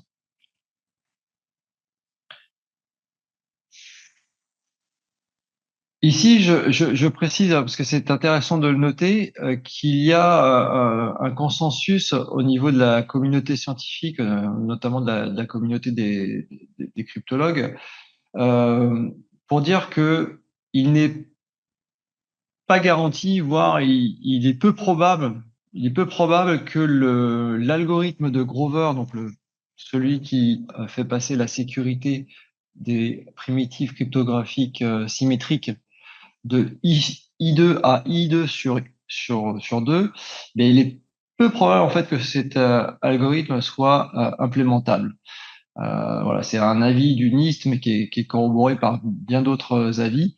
Et donc, tout ça pour vous dire qu'il est fort probable en fait que l'algorithme AES provisionné avec une taille de clé de 128 bits suffise même au-delà de la fameuse année Year to Quantum, donc la fameuse année à partir de laquelle les ordinateurs quantiques seront suffisamment at scale, c'est-à-dire à l'échelle, pour pouvoir casser des systèmes cryptographiques. C'est pour cela que sur la partie, la composante symétrique, j'utilise plutôt en réalité des intervalles de sécurité. Donc, vous voyez par exemple sur le tronçon EMV, la sécurité se situe du coup entre 56 et 112 si on part du principe que l'algorithme de Grover ne sera pas implémenté sur un ordinateur quantique. Pareil pour le chiffrement du code confidentiel, on serait avec une force cryptographique située entre 64 et 128. 128 si l'algorithme de Grover est difficile, voire impossible à implémenter sur un ordinateur quantique. Donc, ce qui serait plutôt une bonne nouvelle pour nous. Si je passe maintenant, donc voilà, on a vu l'impact de l'informatique quantique sur notre écosystème du paiement par carte et par mobile. Donc, si on essaye de voir maintenant ce que l'on peut faire, quelles sont les grandes stratégies qui peuvent se dégager pour contrer, en fait, pour anticiper cette menace, probablement l'une des premières bonnes idées consiste à recenser plus précisément que ce que je viens de faire en quelques slides, de recenser les mécanismes cryptographiques mis en œuvre dans votre système, et donc dans notre système, l'écosystème CB, et à comparer donc ces mécanismes, ces clés, ces tailles de clés à l'état de l'art, donc à l'état de l'art après l'avènement de l'informatique quantique. Donc c'est une chose que l'on a fait, donc on a recensé de manière très très, je crois, précise l'ensemble des référentiels sur lesquels on s'appuie, des mécanismes cryptographiques qui y sont décrits, les clés qui sont provisionnées, leur taille, les tailles de clés qui sont personnalisées, que ce soit dans les devices, dans les protocoles, etc. Donc on a une vision assez grande et assez précise sur notre écosystème. Le second point, c'est de caractériser les besoins d'évolution. Vers quoi voulons-nous aller? Vers quoi devons-nous aller pour anticiper cette menace de l'informatique quantique? Quelle priorité allons-nous donner au chantier que nous allons déduire de ces besoins d'évolution? Et enfin, le troisième point que je mentionne, et qui est un point que nous sommes en train de faire, c'est de réaliser des analyses d'impact par domaine métier pour chacun des chantiers qui auront été identifiés. Donc, nous avons identifié un certain nombre de chantiers et nous ventilons ces chantiers par domaine métier. Donc, pour vous, je ne vais pas rentrer ici dans les détails de tous les chantiers que nous avons définis, mais il y en a deux qui se dessinent et qui sont pour nous absolument majeurs. C'est ce que j'illustre là dans ces deux images. Donc, ces deux images hein, qui ont été générées par ChatGPT, voilà, le premier, il symbolise la migration. Donc, sur le prompt, hein, c'est ce que j'ai écrit, de me symboliser une migration vers l'algorithme AES en toute zénitude. Voilà, donc c'est ça qui m'a généré. Et le deuxième image, deuxième symbolique là en bas à droite, c'est le fait d'hybrider TLS, c'est-à-dire tous les liens TLS. Et là, je vous en ai présenté un dans mon cas de paiement, transaction, paiement par carte ou par mobile. En réalité, on en a plus, et notamment dans tout ce qui est e-commerce pour le protocole, pour ceux qui connaissent, qui s'appelle 3D Secure, hein, pour l'authentification du porteur qui est en train de régler son achat sur un e-commerçant, sur le site web d'un e-commerçant. Il y a un certain nombre de liens TLS qu'il va falloir hybrider, c'est-à-dire combiner la cryptographie classique qui est actuellement utilisée avec une algorithmie cryptographique définie par le NIST, donc dont Mike et Olivier ont parlé, donc la fameuse cryptographie post-quantique, celle qui peut s'exécuter sur un ordinateur, tout ce qu'il y a de plus classique, mais néanmoins résister à des attaques mettant en œuvre des ordinateurs quantiques. Donc ça, ce sont les deux grands chantiers auxquels nous nous attelons. Et j'en veux pour preuve hein, que concernant l'AES, nous avons déjà migré notre cœur de réseau, hein, je l'ai indiqué en introduction, donc depuis avril 2024, notre cœur de réseau, donc l'IRSB, ne fait que de l'AES. Et concernant le chantier TLS, donc nous sommes en ce moment en train de faire une expérimentation alors de serveur à serveur avec un TLS 1.3 hybridé. Nous testons différentes compositions, combinaisons, cryptographie classique, cryptographie post-quantique, pour voir l'impact sur les performances en termes de TPS, donc de transactions par seconde. Voilà. Et je conclurai par ce slide, donc pour vous montrer que si effectivement nous arrivons à mettre en œuvre donc ces deux chantiers, rien qu'en mettant en œuvre ces deux chantiers, donc on retrouve une situation relativement confortable dans laquelle nous retrouvons des intervalles de notation qui nous mettent dans un certain confort hein, du point de vue de la sécurité. Alors, sauf à noter le tronçon EMV, hein, vous voyez que la note de 0 perdure pour le RSA, puisqu'aujourd'hui, à date, hein, les spécifications EMV ne prévoient pas, et la technologie entre la carte et le terminal ne permettrait pas de toute façon d'hybrider la primitive RSA avec une algorithmie post-quantique.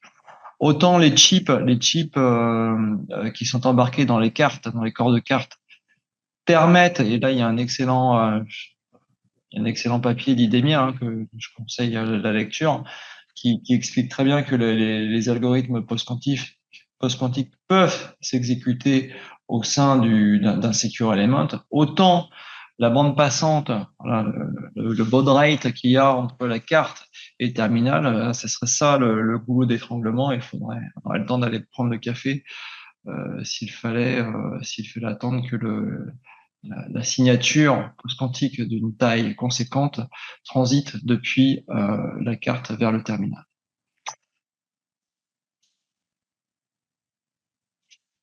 Voilà. J'ai fait le tour de ce que je voulais partager avec vous. Merci Guillaume, merci beaucoup pour ces informations très pratiques.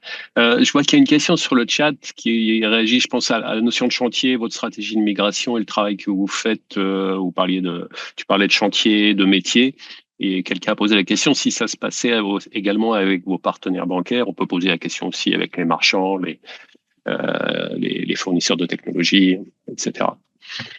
Oui, tout à fait. Alors, pour l'instant, ces chantiers, ils sont dans une étape d'étude. C'est-à-dire que finalement, on est dans une étape où on se forge notre propre opinion avant de mettre cette opinion sur la place publique, si je puis dire.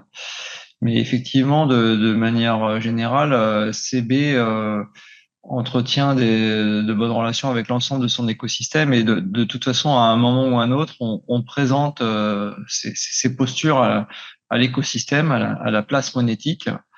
Donc, on a déjà effectivement enclenché des discussions avec des partenaires essentiellement industriels pour l'instant.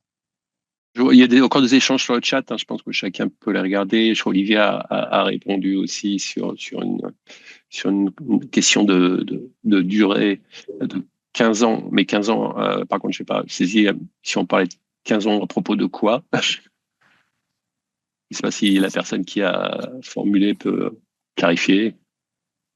Bah, c'est sûr que mais en général, 15 ans, Okay. C'est le parc de terminaux. Typiquement, c'est des parcs très longs à faire migrer. Donc, tout à fait.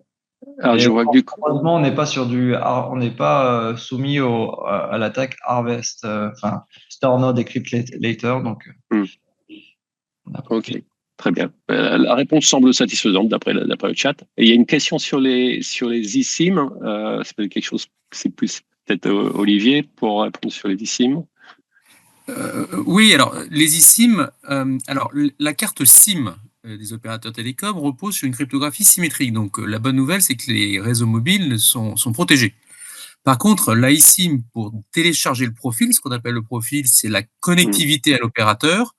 Pour permettre de télécharger la connectivité à l'opérateur, là, on est sur de la cryptographie asymétrique. Et donc, la eSIM est effectivement aujourd'hui vulnérable par des attaques de déni de service, vulnérable, on peut cloner des eSIM et faire apparaître des millions d'objets, ce qui aura un problème sur les réseaux. Et donc, le groupe de travail de la GSMA est en train de travailler et avance bien sur l'évolution des standards GSMA pour introduire le post-quantique pour la partie téléchargement du profil. Merci beaucoup pour ces précisions. Bien, nous approchons un peu de la fin de la durée théorique de notre webinaire. Merci à tous les speakers. Je vais reprendre la main pour quelques minutes à peine. Donc moi, je me suis permis de jeter quelques takeaways en avance de phase, hein, puisque j'avais des présentations. Elles sont très basiques. Je pense qu'on a entendu bien plus d'informations et je trouve que vraiment ce webinaire était chargé d'informations extrêmement pratiques et intéressantes. Je pense qu'on a couvert l'aspect technologie, on a couvert l'aspect gouvernance et autorité avec nos speakers. On voit qu'il y a effectivement beaucoup de systèmes qui sont concernés, énormément de systèmes qui sont concernés. Olivier, tu viens d'en citer encore un. Et qui a encore donc du coup énormément de travail à faire, même si la time frame est relativement large. Donc je pense que c'est vraiment ce qu'il y a à retenir en premier de ce webinaire. J'avais aussi préparé quelques questions pour nos speakers, pour nos intervenants. So I switch to English again. So the first one is about, okay, what are the differences in features or maybe only scale that are required from hardware to support PQC compared to what we have today? I think maybe Olivier, you can handle this one. Oui. Alors, au-delà des chiffres que je vous ai montrés qui correspondent vraiment au Secure Element, d'une manière générale, en signature, il y a deux difficultés. Il y a un problème de signature, un problème de CPU, enfin 3, et un problème de mémoire vive. Alors, le problème de mémoire vive, c'est essentiellement pour les environnements contraints, donc pour tout ce qui est Secure Element. Par contre, la taille des objets de signature ou de chiffres et le CPU, ça fonctionne aussi pour les systèmes cloud, puisque il faut scaler, faut faire grossir l'architecture pour de la même manière. Donc, en signature aujourd'hui, on est 10 à 30 fois, en fonction de ce que l'on prend, plus gros en cryptographie post-quantique, en cryptographie classique, sachant que toute l'industrie avait bougé vers les couches elliptiques pour gagner de la place, et que là, on regrossit énormément. 10 à 30 fois, pourquoi? Ça dépend du niveau de sécurité qu'on prend. Et là, en prenant les algorithmes les moins gourmands, donc MLDSA et MLKEM, sachant que si on a sur d'autres familles, on est encore plus gros. Et en termes de CPU, par contre, on est à 2,5 fois à peu près la puissance de calcul nécessaire pour cela. Sur les échanges de clés, le chiffre par rapport à un échange de clés courbe elliptique, c'est 10 fois plus gros. Par contre, en CPU, on est 7 à 14 fois plus grand selon le niveau de sécurité qu'on prend. Et en ce qui concerne les RAM, nous, dans notre gamme de produits, il nous faut le plus gros composant pour réussir à faire tourner les algorithmes, et on a du mal à faire tourner le plus haut niveau de sécurité dans les composants existants. Donc, des nouveaux composants arrivent qui ont des mémoires beaucoup plus grosses. Entendu. Merci pour ces informations.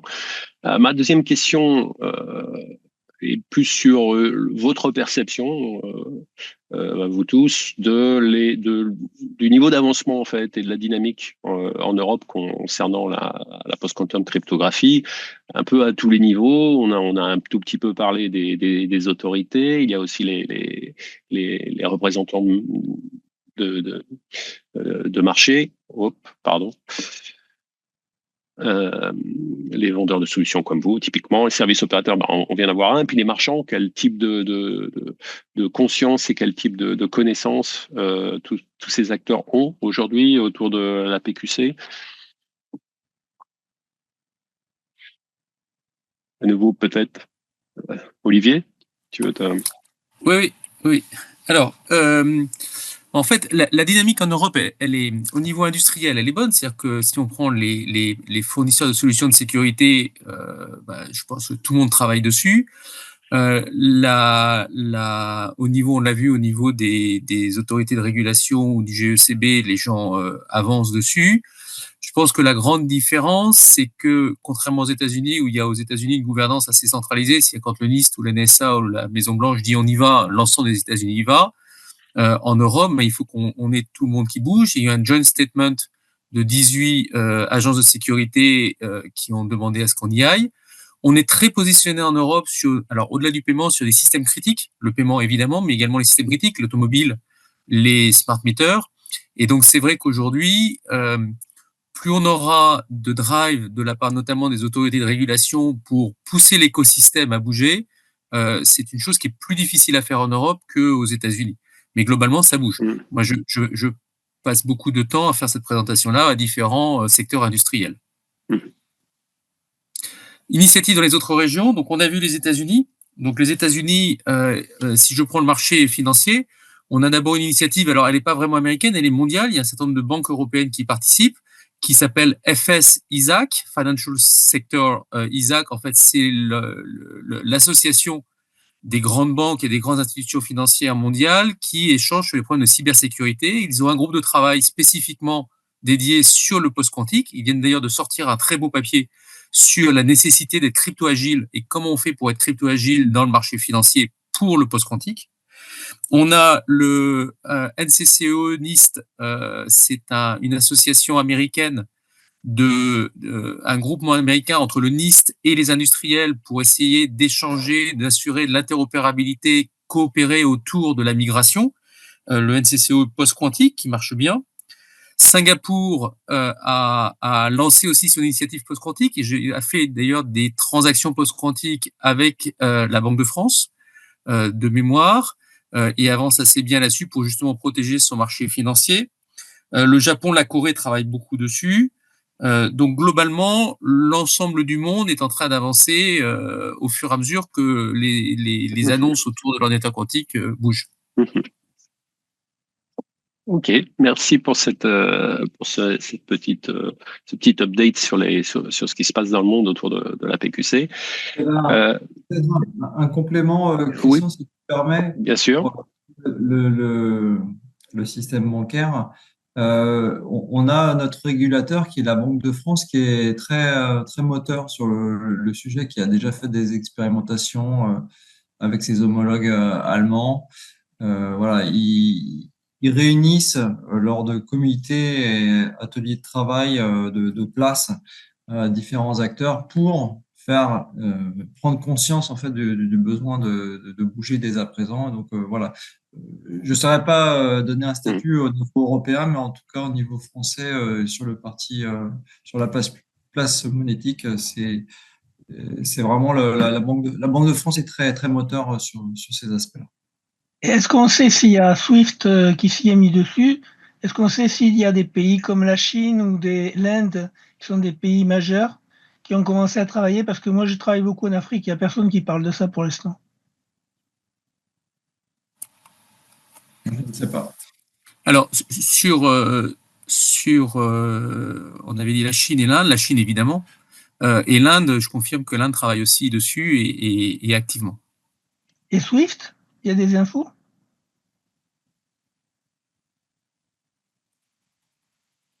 J'ai pas de visibilité sur Swift, mais je suis surpris qu'ils soient pas en train de travailler dessus. Hein, ça me paraît sur le corps banking et les échanges, tout le monde travaille en ce moment pour avancer.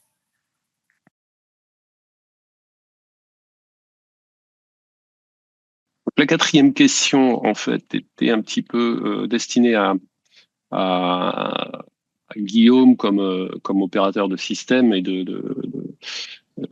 faisant partie d'un scheme. C'était la question, alors je vais mettre en... S'il veut bien, voilà. C'est savoir comment pratiquement, du point de vue d'un opérateur comme CB, on peut se passer un upgrade ou un changement quand il s'agit de toutes ces flottes de payment card, des flottes de terminaux, notamment pour protéger la partie offline et mobile payment de cette menace. Sur la partie carte, nous on a une définition très in-house de la crypto-agilité. Comme on maîtrise relativement bien les cycles de renouvellement des produits cartes, alors on estime que les produits cartes sont crypto-agiles quelque part by design, c'est-à-dire que si sous 5 ans faut modifier les primitives, les algorithmes crypto de la carte, voilà, on saurait le faire. En tout cas, on ne saurait pas le faire en un claquement de doigts, mais on saurait le faire en temps maîtrisé. On va dire. Par opposition au parc de terminaux ou que ce soit chez les commerçants, mais plus problématiquement encore en grande distribution ou encore plus problématiquement dans les stations essence. Voilà, c'est des cycles beaucoup plus longs de changement de matériel. Et ce que l'on fait aujourd'hui, ce que l'on initie dès aujourd'hui, et à la faveur finalement de la migration vers le service de PIN Online, qui nous a permis de bien renouveler notre parc de terminaux. On exige des différents acteurs qui mettent à disposition des solutions qu'on appelle RKL, de Remote Key Loading, donc qui permettent grosso modo de faire de l'administration de leurs équipements à distance, hein, sans forcément aller se rendre physiquement dans chaque équipement. Et on s'attelle finalement à la définition d'une architecture un peu d'une architecture sécuritaire qui permettrait d'être crypto-agile dans le sens où, comme j'ai expliqué tout à l'heure, les terminaux, ils créent un lien TLS entre le terminal et chacun des serveurs avec lesquels ils discutent. Donc, il va falloir que ces liens TLS soient hybridés d'une part, mais qu'également ils soient aptes à changer de configuration d'hybridation au cours de leur vie, parce que potentiellement, un algorithme post-quantique aura, si vous me passez l'expression, du plomb dans l'aile, parce que ce ne sont pas des algorithmes complètement matures, en tout cas pas autant que des algorithmes RSA ou ECDSA typiquement. Donc on souhaite que intrinsèquement un terminal puisse basculer d'une configuration d'hybridation vers une autre sans rentrer dans un projet de migration aussi lourd que ce que l'on peut être amené à faire aujourd'hui lorsqu'il s'agit de procéder à une migration au niveau de la cryptographie des équipements. Oui, j'ai une question pour toi, Guillaume. Ifemla, United Biometrics. Est-ce que le cas des terminaux SoftPOS, dans ce cadre-là, migration rapide peut être un avantage? Dans la mesure où ils disposent de briques, des briques basses, ce que j'appelle, c'est-à-dire des librairies cryptographiques qui permettent d'administrer les équipements à distance qui sont résistants à l'ordinateur quantique, oui, cela peut aider parce ils peuvent être connectés et contactés assez facilement. Mais au final, un terminal sur le terrain, les derniers terminaux en date, peuvent aussi être adressés depuis la facility du terminal provider. Donc, voilà, je pense que la problématique pour les deux équipements, c'est de se doter. Finalement, la problématique, c'est d'anticiper le futur, de doter ces équipements des couches cryptographiques qui permettront aux providers, aux prestataires, d'adresser cet équipement à distance, en toute sécurité, dans un modèle d'attaquant quantique. Ouais, mais est-ce qu'on va pas être plutôt sur une configuration hardware que software pour avoir une crypto plus dure ou pas? Bah, probablement qu'il y aura. Je sais que c'est tricky, mais bon. Le hardware sera clé, oui, c'est sûr. Ouais, d'accord. Ok, comme d'habitude. Ok. Merci. Merci, Guillaume. Guillaume, est-ce que vous êtes au courant des réflexions que fait la Banque de France et la Banque européenne par rapport à l'euro numérique, le e-euro? Et ils avaient comme ambition de passer des transactions en offline d'une application à une autre qui gérerait le compte e-euro. Potentiellement, est-ce que c'est une bonne chose de passer en offline compte tenu de ce que vous avez dit sur la partie... où en sont les réflexions là-dessus? C'est pour moi la question ou... Eh oui, oui, parce que vous êtes carte bancaire, donc peut-être vous parlez avec la Banque de France mieux que les autres. Alors, sur l'euro numérique, on n'est pas impliqué complètement directement et on commence à l'être un peu, mais ça ne fait pas partie de notre feuille de mission stricto sensus. Donc, on ne travaille pas directement dessus. On a quelques échos. Moi, la vision que j'en ai, c'est qu'effectivement, il y a des exigences pour que cet euro numérique puisse permettre de faire des transactions offline. Maintenant, voilà, il y a des pistes qui sont étudiées pour voir comment est-ce que ça va être réalisé, mais à mon avis, de mon point de vue, c'est pas figé. Et est-ce qu'ils pourront faire des transactions offline même après l'avènement de l'informatique quantique? Bah, à mon sens, s'ils se dotent des bonnes primitives cryptographiques qui vont bien, oui, il n'y a pas de raison, mais voilà. C'est pas une réponse d'un spécialiste et très éclairé que je vous donne, c'est via des échos que j'ai. Alors, moi, je peux vous donner des échos, puisqu'on a répondu aux appels d'offres de l'euro digital. Et on a été primé à Singapour pour avoir développé les premières solutions en crypto-monnaie, alors que ce soit vers une base de données centralisée ou vers un blockchain, on fait les deux, offline, utilisable sur le terrain. Et en fait, sans trahir de secret, on a annoncé il y a, je crois, 6 mois qu'on avait migré notre solution en post-quantique. Donc en fait, la question de l'offline post-quantique, c'est simplement de choisir les bonnes primitives et ensuite, dans la spécification et le travail, d'avoir une chaîne cryptographique sur le terrain qui soit post-quantique. Ok, merci. Merci à tous. Et j'ai donc une dernière question, the last one maybe for Mike about competencies and resources that will be required by the market, all the stakeholders during all this long period of migration of systems to PQC. You can give us a hint of this. Yeah. This one's a hard question. I mean, obviously, we've seen Olivier and Guillaume have talked about how difficult this is going to be for vendors, especially hardware vendors. Requires a huge amount of competence and a huge amount of work. Operators who need to deploy this new hardware and these new softwares and to keep on top of regulations. I think compliance teams and legal teams are undervalued, but will play an extremely important role in this migration. And on the technical side, it's also not clear. I give many presentations on trade-offs, performance trade-offs, size trade-offs. Olivier's slides had some performance numbers. It's not clear. It's not clear that you just take your RSA 2048 and that goes straight to MLDSA 65. That's in some cases that's true, but that's not always true in all cases. Sometimes it's more complicated and you need to very carefully consider the details of your environment. So I think there's a big role for consulting groups. I think hiring, banks and other organizations should not be afraid to hire post-quantum expertise to come and look at your ecosystems, look at your customized protocols, your customized applications, and help you figure out, help you predict where the problems are going to be. Because I think there will be problems in many places that people don't know about yet. Okay. Thank you. Thank you all. Merci à tous, à nos intervenants, à l'assistance. Je pense qu'on a vraiment passé un bon moment avec une vision à la fois large et compréhensible et détaillée. Donc, je suis personnellement beaucoup apprécié ce webinaire. Le replay sera en ligne sur notre chaîne YouTube d'ici quelques jours.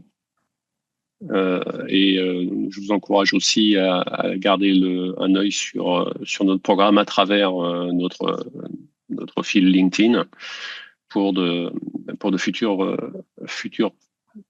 webinaires. Peut-être le sujet de la PQC n'est peut-être pas non plus complètement épuisé. On peut se pencher sur les impacts sur l'identité, sur le monde de la blockchain. Donc, on aura sans doute l'occasion de reconstruire quelque chose avec des intervenants différemment ciblés ou les mêmes. On verra, on trouvera. Et on vous proposera quelque chose. Restez en ligne, si j'ose dire.